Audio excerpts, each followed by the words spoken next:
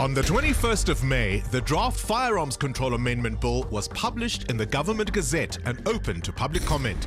A highly contentious amendment in the document seeks to repeal Section 13 of the existing Act, meaning civilians will no longer be able to apply for a gun license on the basis of self-defense. The bill was put forward by the Civilian Secretariat for Police, the body that advises Minister 𝗶𝗶𝗴𝗶𝗴𝗶 on police and strategy.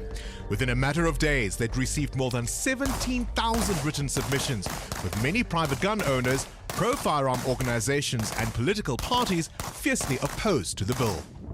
They argue that in a country that is overrun by crime and where criminals often show up with one of these, is it a good idea to disarm law-abiding citizens? One man who's been vocal in his criticism is 𝗃𝗂𝗍𝗆, chairperson of Gun Owners of South Africa. The police are absolutely silent on how to remove firearms from criminal hands. In fact, in the same week that the police minister announced this bill, he announced that he was taking 3 billion away from the police's ordinary policing budget, adding to the VIP protection budget, and leave South African citizens out in the cold. Scenes like these of violent crimes perpetrated by armed criminals are an everyday occurrence on the streets of South Africa. And the police contend many of those firearms have made it into the illicit market after being stolen from licensed gun owners. But Paul, guns don't necessarily make us safer.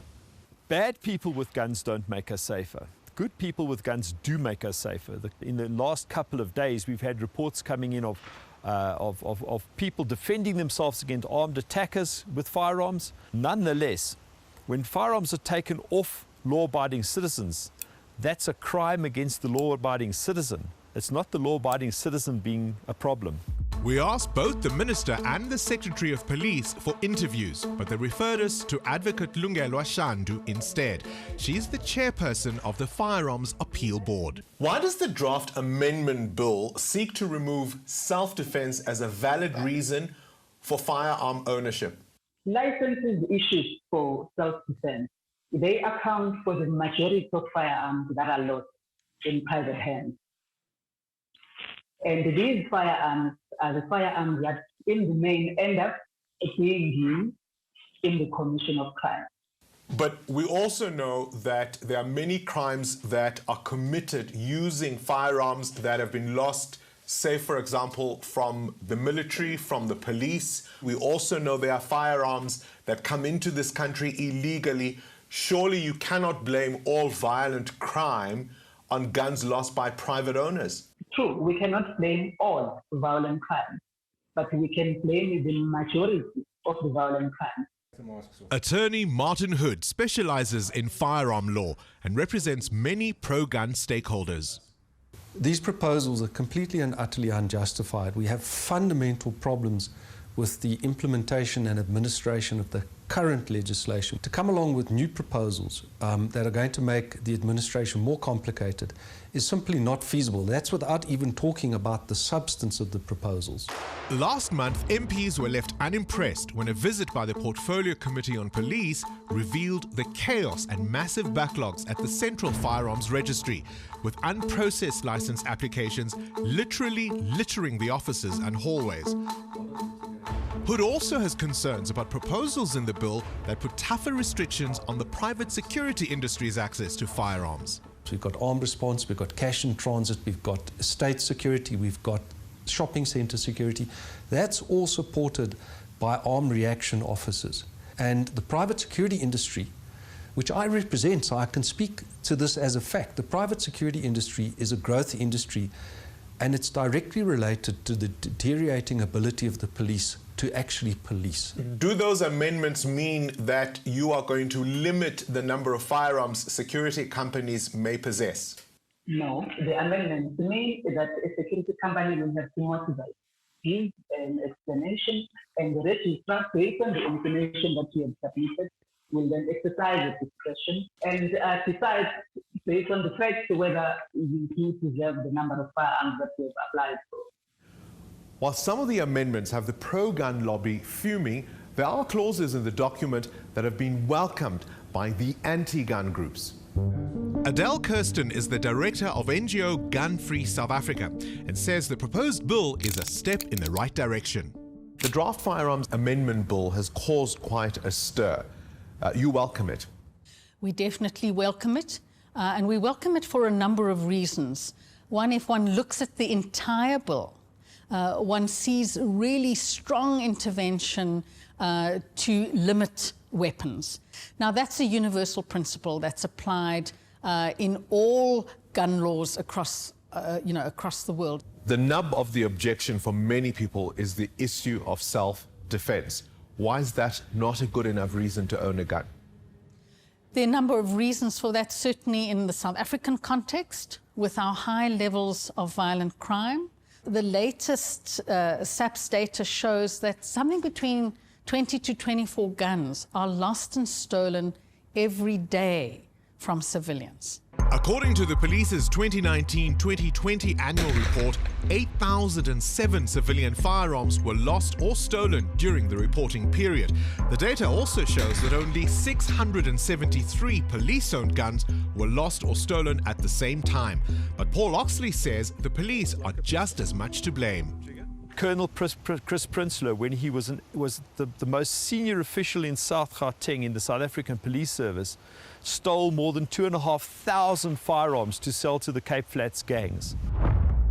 In 2016, Prinsloo was sentenced to 18 years behind bars for his role in the theft of about 9 million rand worth of firearms from a South African police service armory. More than 1,000 murders have been linked to those 2,500 firearms, including the murders of more than 200 children. Countries like Australia, New Zealand and the United Kingdom explicitly prohibit owning a firearm for self-defense.